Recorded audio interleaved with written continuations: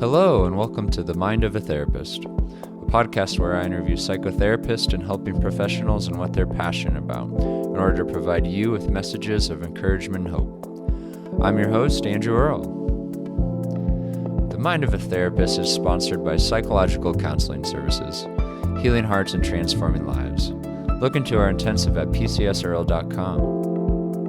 In today's interview, I interview Reema Baniabbasi. Reema holds a certificate of Advanced Graduate Studies in Counseling Psychology from Lesley University in Cambridge, Massachusetts. Reema currently works at the Psychiatry and Therapy Center in Dubai. She has experience working with people of diverse cultural and class backgrounds, which include refugees and immigrants. As you'll hear shortly, Reema helps those who consult her to build self-care practices and coping skills that feel meaningful to them. Additionally, Reema helps others explore the stories of their strengths, successes, passions, values, goals, and relationships that often have been pushed to the background due to personal experiences and/or limiting societal beliefs. So without further ado, here's my interview with Reema.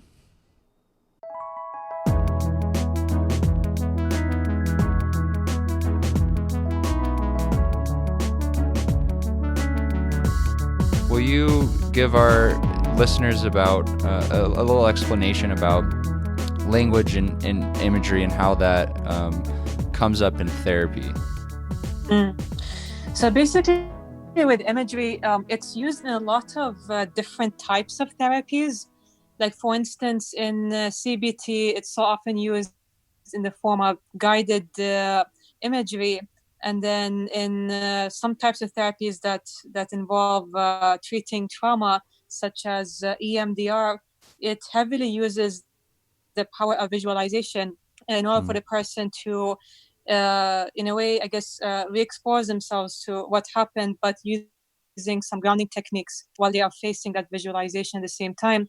And also a lot of the classical, older, old-fashioned kind of psychotherapies, like the psychodynamic, psychoanalytic therapies, also heavily draw upon how images and dreams, especially, can be rich with meanings and can give us potential clues to the unconscious mind, the part of our mind that is outside of our awareness, which was seen as very important in those therapy traditions.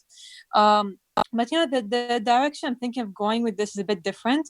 So I feel like a lot of languages are by themselves rich with imagery. Like a lot of the figures of speech we use, whether in English, whether in my language, which is Arabic, is by itself rich with imagery. And I think that often gets missed by a lot of therapists. And not everybody has the capacity to visualize, actually. There's actually a minority of people, I forget what percentage, who don't really have the capacity to visualize. And so I'll share some examples, right? Like, for instance, there was this one client I used to see in the past, and I noticed how quite often he would, whenever the problem would, come back, or he'd have a setback, he would always say, "I'm back to square one." Right? So that's a very common American figure of speech. Right? Like, I'm back to square one. I noticed he kept repeating this figure of speech more than once whenever there was a big setback. And so it caught my attention. I decided to reflect about it with him. And I asked him, so, I've noticed that whenever this happens, you use this figure of speech. And I was wondering, what does it mean to you to be back to square one? And why is it that with every setback, you're always back to square one? And he was like, oh, wow. I've never paid attention to that and how I use words sometimes. But yes, that does really accurately reflect how I deal with problems and things. And so by me bringing that out there and making that more explicit, because that was more of a habit he was using. And that's how a lot of us use figures of speech. We speak out of habit without realizing or being aware of how does it actually affect us and the way our relationships to problems and to ourselves. So by me bringing this up, we're able to both explore what could be other alternative relationships with the problem that doesn't have to be about always being back to square one, which he wasn't experiencing as being quite helpful to him.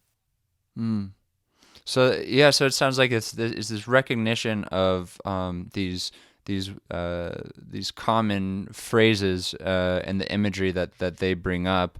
Those are often unexamined, you know, and it sounds like in this scenario, you were able to bring that to his attention, and in that exploration, then he was kind of able to take a step back, analyze that, and um, move in a different direction in how he understands his experience. Is that right?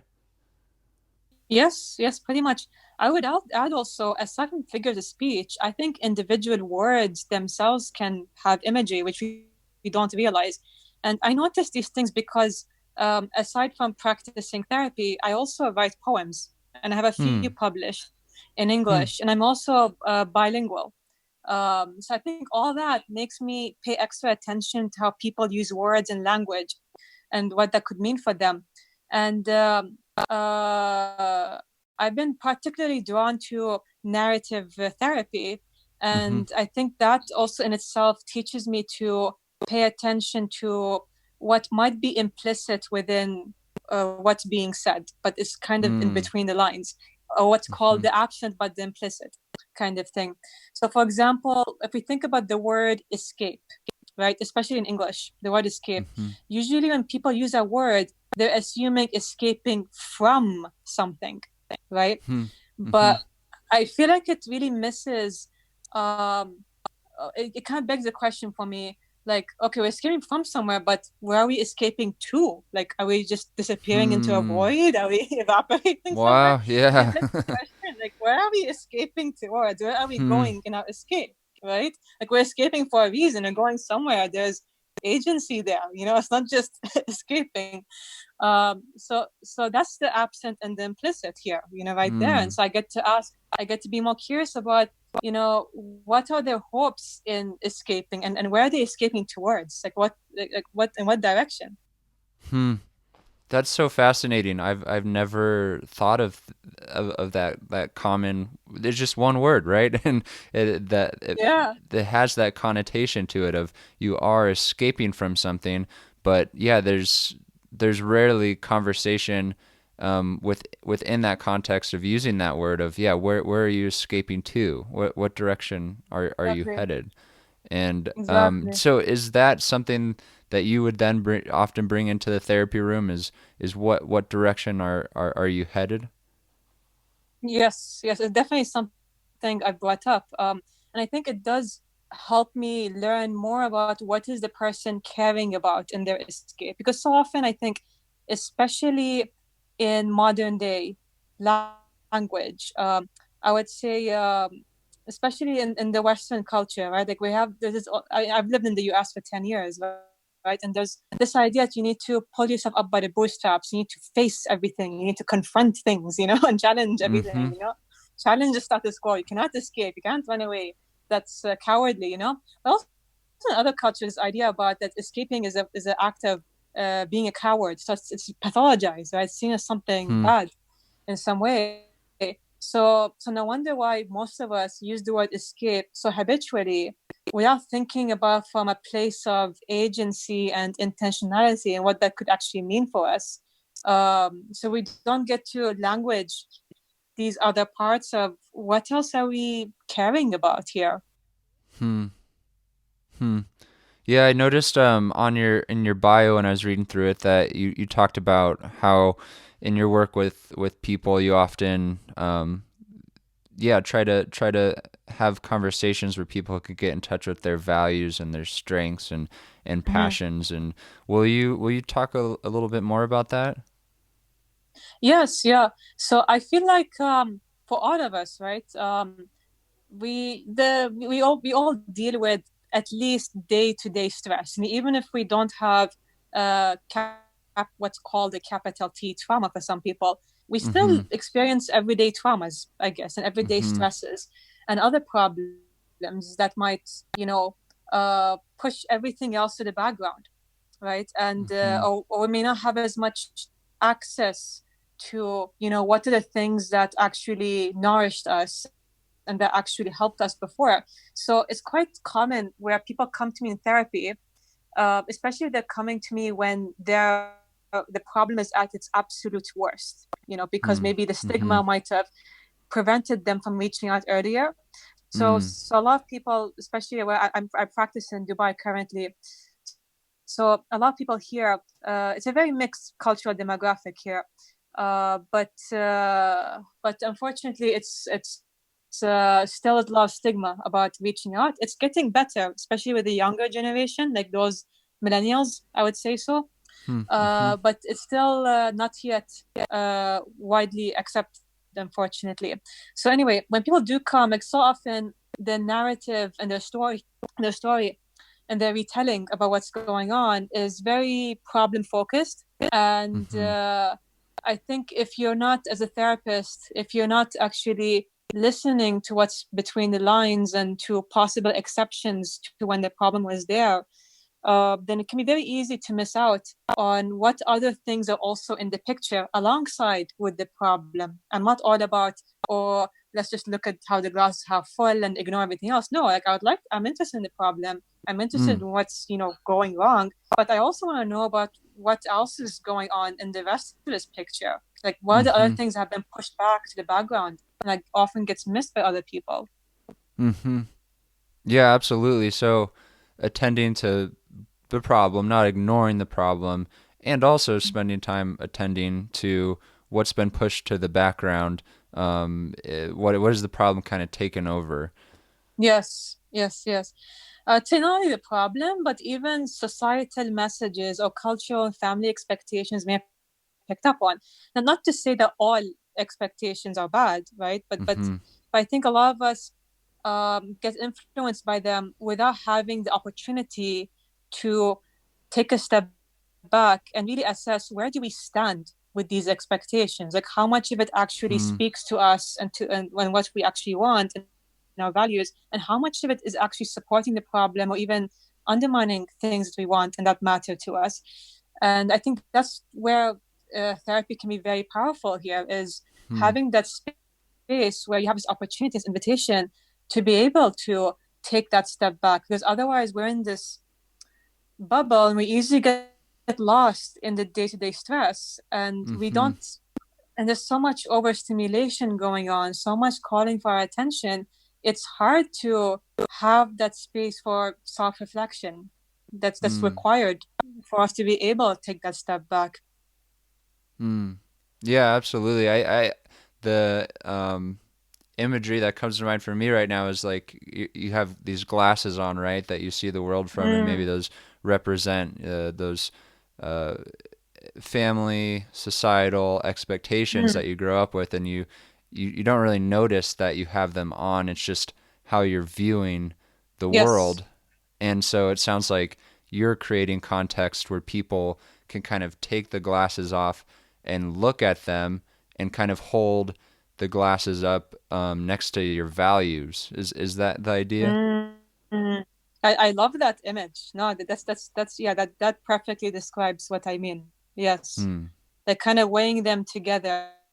Like maybe there's some aspect of these glasses you do want to keep, and that's great, Mm. but at least now Mm-hmm. you Mm-hmm. consciously know why these glasses actually matter to you. They weren't just something given to you and that's it, without question. It's more like, okay, I have mindfully and consciously taken a position about how much of these glasses do I want to take, how much I may want to step back from, and why. And why does Mm-hmm. that matter to me? I would Mm. add, even this societal expectation, like aside from what you've mentioned, Andrew, about family, right, and experiences and Mm-hmm. society, I would add history. I think history really gets lost, especially in Mm. our field. We're not.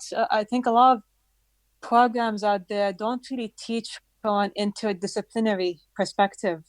But I found myself really interested in anthropology, and Mm. um, and I worked with refugees, as you've seen in my bio. So when you work with Mm-hmm. refugees, it's very hard uh, to ignore history and politics and Mm. and their cultural context, because that's really all a big part of their experiences. And as my one of my a good friend and mentor of mine always said, Steve, he's the director of the Narrative Therapy Institute in Salem, Massachusetts. Mm. He says that every interaction is a cultural experience, even if it's with somebody who is in the same culture as you. Every encounter is a cultural encounter, and that always helps ground me and humble me, every time, because my experience, as an Emirati, I'll be very different from another person who's also Emirati. My experience, someone who's lived in the US for 10 years, may be very different with someone else who's lived in the US for that same amount of time.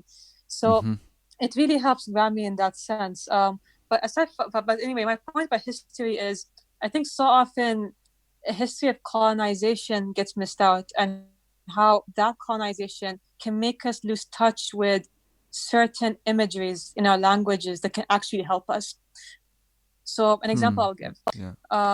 In both classical Arabic poetry and in the Quran, which is the holy book in Islam, I have often bumped into the phrase, which is, the heavens and the earth have become tight on them. And this phrase was often used to describe hopelessness or depression. And I thought, wow, what a powerful image, that, because it really, to me at least, it just beautifully captures how hopelessness is very good at limiting our perception and literally making us feel tight in our body physically. So it's a very mind-body connection right there in this one figure of speech, right? And in modern day Arabic dialects, there are a lot of figures of speech and words that are used to describe feeling bothered or down or sad that involve tightness, like physical tightness in the chest. In my dialect in Arabic and Emirati dialect, we also say chabdi laya, which means my liver is nauseous. And that can literally describe literal nausea, or it can describe feeling fed up with something. It can describe disgust. It can describe anxiety. There's so many different feelings in this one figure of speech. That's a great mind-body connection. But I find that when I speak with a lot of people, especially my clients, that it seems that they've gone disconnected from how the mind and body are intuitively connected. With this history of colonization and globalization, westernization, it seems that this mind-body connection has become less accessible, less intuitive for a lot of people. But interestingly enough, when I was preparing for this podcast, I made that link. I wasn't thinking about it. And I realized, maybe one way I could explain about the mind-body connection to people is by, mentioning examples from figures of speech already present in their language, where that connection is already very explicit. Yeah, and will you explain more about that? How that would help people connect the mind and the body more so? Yeah, because see, like, I think most people, not most, but I see a lot of people who grew up in families or even cultures where expressing certain emotions was seen as quote unquote weakness, or that you're not competent in some way, or that you are dumb or crazy or something, like those kind of words might be used, and if you express certain kinds of emotions, and as a result we marginalize those parts of ourselves and those parts of our inner experiences. And I noticed that some people come to me, they may tell me about their experiences as if they are a weatherman telling me about the weather, not about the actual experiences. I feel a disconnect sometimes. I don't know if that's what they're experiencing, but that's what I experience as the listener, and I always find it interesting. And it's like so often now I also practice mindfulness as well, and that's something I teach clients as well. And I think a big part of mindfulness is how we can even use the body to regulate ourselves. And I think for a lot of people, that's not really intuitive. It's like, what are we doing? What's the purpose of being present? What's the point? That's the question I get commonly asked. Like, what exactly is the point to this? How is it exactly going to help? Because that mind-body connection is not really that intuitive. So I need to kind of build up towards that and explaining how the two can be regulated, and how the thoughts and emotions can show up in our bodies. Problems can show up in our bodies. Mm-hmm. And Mm-hmm. problems might even make us make sense and by sensations in a way that is used against us.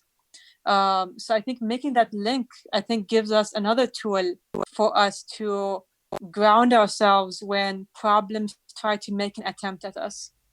Hmm.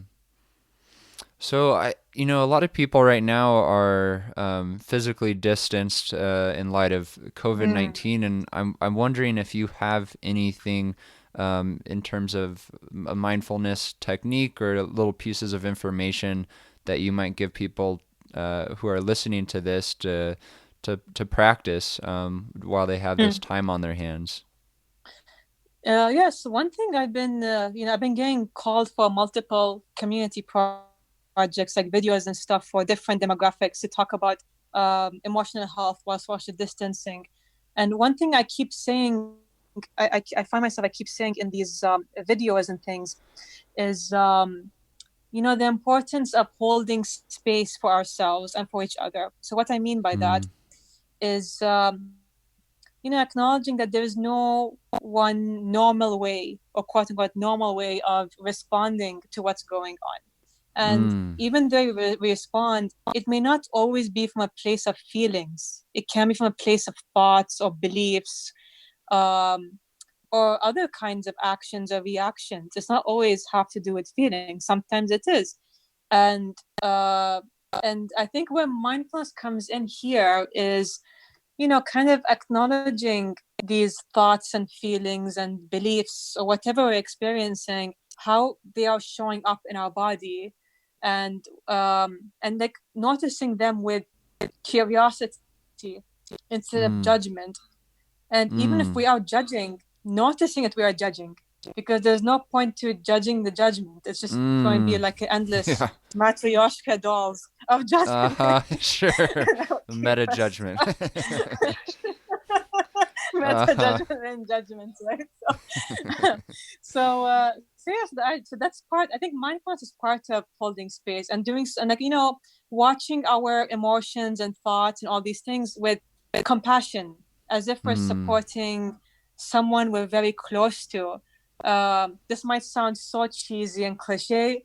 Maybe some of your listeners might cringe when I say this, but I find it helpful to even hug myself, I think, now, because we're so Mm. touch deprived with all this social distancing. So Sure, I think sure. hugging myself and literally massaging myself. I mean, it sounds really silly, but I Mm. think a lot of people underestimate how that can really help regulate our bodies and our Mm. minds as well.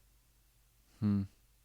Yeah, and I'm just so drawn to what you're saying there of there's no normal way, just that compassion for yourself and compassion for yourself amidst the self-judgment that comes up, because yeah, there's just I've found in my lived experience, as I've continued my studies as a graduate student in marriage and family therapy, there's just so Mm. much judgment even in our field. It's just so hard Mm. to escape the Oh, judgment around yes. every corner. And one thing I've been realizing in my own life recently is that it takes practice. It just takes continual practice for me to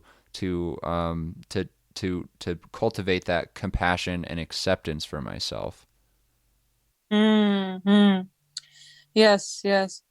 I definitely resonate with that. I think kind of ironically, our field, which, is supposed to be the beacon of compassion and all that, can Yeah. sometimes be have a lot of judgmental spaces too.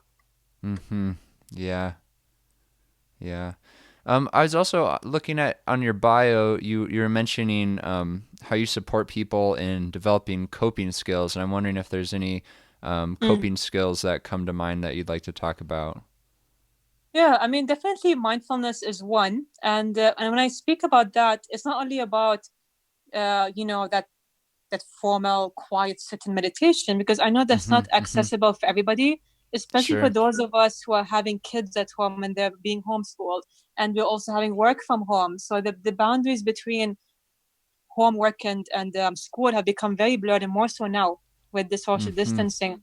So that idea of like an actual formal 1 hour meditation is actually not accessible for quite a lot of people for very understandable reasons. But in my Instagram page, I try to post about very simple, small ways of how to bring mindfulness into everyday life. And I try to Mm-hmm. post things that are as accessible to as many people as possible in my page. So things like, let's say you are peeling an orange, right? And Mm-hmm. maybe you might notice, the feeling of the orange in your hands, right? The texture, the shape. Then as you're peeling, noticing the smell, inhaling the smell even, and seeing how that feels in your nose and as it goes into your nose. Um, and noticing where does this where in your body does this scent become scent versus when does it become a part of you even, right? That's an extra step in the mindfulness process. And then when you actually eat the orange, right? Like eating slowly and noticing each bite, how it feels, like texture in your mouth, the juice, the taste, everything, noticing a sensation of swallowing. So just in this very simple act of peeling an orange, there's a lot in there. And it can take a minute. It doesn't have to be a 1 hour or 30-minute meditation. It can be things we're doing every day. Or like say if we are sitting somewhere, like especially after long hours of sitting behind the computer doing work from home, time to time, taking a pause, catching a breath, and checking in. Okay, what am I feeling right now? What am I thinking right now? Where am I at right now? What do I need right now? Like, do I need to move, for example? Another piece about coping skills is I try to help people develop their own self-care that feels meaningful to them. So a lot of the self-care advice out there, unfortunately, is very generic and I think is not accessible for quite a lot of people, especially for parents, I would say. Um, and no wonder why for so many people they say, "Oh, I can't do self-care. That's not for me," right? Mm-hmm. Uh, but to me, like I think for me, the way I try to present it is, you know, kind of whenever you see this self-care advice out there, kind of looking at which aspects resonate with you or don't, and why so. And even if none of it resonates, you're kind of looking at like what are your needs in different areas of your life right now? Like what are your needs physically? What are your needs emotionally, socially, financially, spiritually, if you practice a spiritual practice in different areas, etc. And then thinking about what could be one small thing you could do today that could help, even if by a little bit, address one of these needs, even if just by a little, even if not fully. Um, and another piece is looking at, when you're thinking of what self-care activity to do, kind of looking at where are you at right now in terms of your mood and your energy, because those are two separate things. So for example, I could be feeling high energy and anxious, or I could be feeling high energy and excited. Those are two very different experiences. So I could be feeling low energy and calm. I could be feeling low energy and exhausted. Again, two very different experiences. So let's say if I'm having high energy and I'm anxious, right? At that time, cardio or exercise may not make any sense because it might make my energy level higher than it's already beyond than what I'm comfortable with. It's because I'm already feeling discomfort is high level, and now I'm raising the energy even higher than it is. So in that case, maybe what's needed is something can help calm you down, and that might take trial and error to figure out like what things are meaningful for you, because it's different with each person. Like for instance, maybe for some people what helps them with with that kind of state is maybe looking at a distance, especially after a whole day of looking close in the screen. Maybe it could be having tea by the window. It could be one of these mindfulness practices. It could be a gentle stretch. It doesn't have to be anything sophisticated. Could be a deep breath. Could be some relaxing music, right? Whatever that can help bring this energy back down to a comfortable level. And same with, let's say, if you are having low energy and fatigued, maybe in that space, cardio excitement makes sense because you want something to actually raise your energy.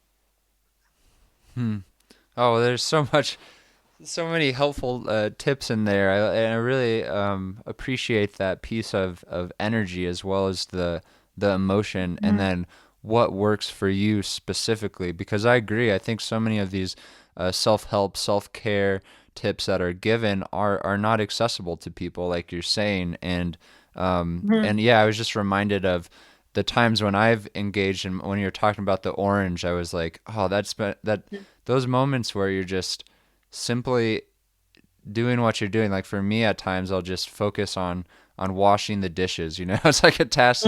Sometimes I'm yes, like, I yeah. gotta wash the dishes, but then if I'm really just enjoying the warm water and the Mm, feeling of the plate, and then my wife's a potter too, and mm. so a lot of Oh wow. our the dishes that we use are pottery that she's created, and so then I'm just Mm. appreciating this work that she's crafted with her hands, and it Oh, makes wow. the average experiences of life just Mm. more rich, And I Oh, that's also was amazing. Michael White's words came to mind Mm. as you were talking too, of it's not the size of the step that matters, but it's the direction. So I think with that Mm. self-care piece, it's not, you don't have to go do this huge commitment to do 3 or 4 Mm. hours of exercise each day, but just the Yes, small things you do for yourself end up adding up and make a big difference in your life. exactly. Yes, yes, I totally resonate with that, actually. Um, Hmm. and, I was going to add also in the example you've shared about washing your dishes and finding the small joys in it, that Hmm. maybe sometimes it's okay to not experience joy out of it either. And I think part of holding Hmm. space involves holding space for feeling like it's a chore, like, this is a chore. I don't want to be doing this, Hmm. and we can hold space for that Sure. too. Hmm.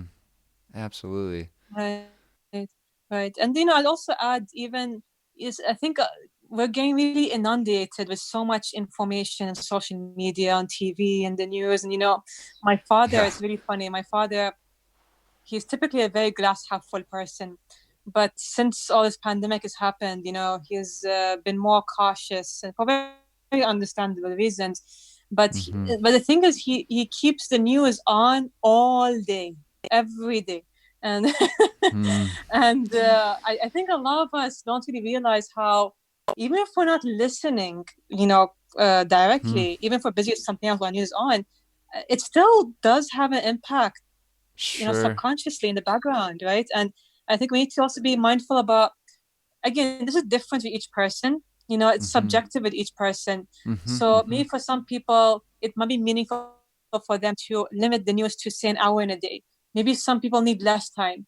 Maybe some people need more time to feel they're more fully informed. But I think whatever it is, I think what's important is finding what is your limit, and Hmm. noticing again, tuning in to the mindfulness. Where you're at right now. Do you feel like your body is calling you for a break from this news and from Hmm. all this overstimulation, versus at what point do you want to stay informed, which is also important. And I know people might be tuning in more often for that reason, which I want to respect Hmm. and honor. But I think I also want to respect and honor, maybe they may have other needs that might get pushed aside as a result of all this information overload. Hmm. Absolutely. Well, we're coming to the end of our time here, Rima. I've really enjoyed our conversation. The question I like to pose at the end of the interview is what's a message of hope that you'd like to leave our listeners with? Hmm.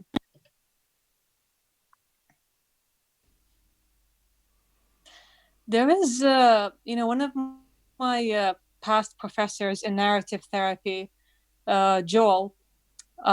He has this Facebook page called, I think it's called 7 Billion Geniuses. Hmm. And in one of his posts, he wrote some questions that he's been asking himself. I found those to be very inspiring and gave me a hopeful direction. And I would like to share with your listeners. So I think he said something along the lines of, when I look back at these days, at these challenges, who do I want to have been? What do I want to have done? What do I want to have stood up for? And I find it to be very grounding for myself. And I've been privileged with the fact that I've been having a lot of people and organizations reaching out to me, asking me to contribute, and that has been giving me a sense of meaning. And I can imagine I look back, I'm definitely going to feel like I've stood up for a lot of things that matter to me. But I imagine for some people, they may not have those same opportunities as I'm having, and it can be very easy to feel bogged down by all the uncertainty and what's happening. But I really love Joel's questions here because I think it really helps give a sense of direction, and then we can work towards how can we be better in line with those desires. Wow. Well, thanks for leaving us with that. If our listeners want to get in touch with you, where can I direct them? Yeah, so I think the best way would be Instagram. So my Instagram is basically my full name, together, no spaces, no dots or anything, just my full name, Reema Baniabbasi. And I also have my email, which is basically the first name, the initial of my first name, which is R, and then my last name, Baniabbasi, at psychiatryandtherapy.ae. Perfect. And I'll go ahead and put links to those in the show notes. All right. Thank you so much. All right. Thanks, Reema.